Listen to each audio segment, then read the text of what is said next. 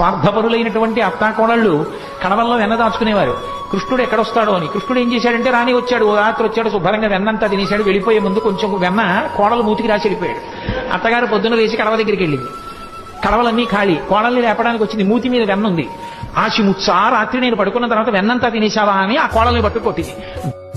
ఎక్కడో ఉట్టి కట్టి పెట్టినా తాగేస్తున్నాడని వాళ్ళు ఏం చేశారంటే కుండని చుట్టూ గంటలు కట్టారు.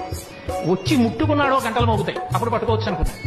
ఆయన ఏం చేశాడు, పీట వేసుకున్నాడు, రోడ్లు వేసుకున్నాడు, పిల్లల్ని ఎక్కించాడు, ఆ వీపులు ఎక్కాడు, దగ్గరికి వెళ్ళాడు. ఎలా ముట్టుకోవడం, ముట్టుకుంటే గంటలు మోగుతాయి.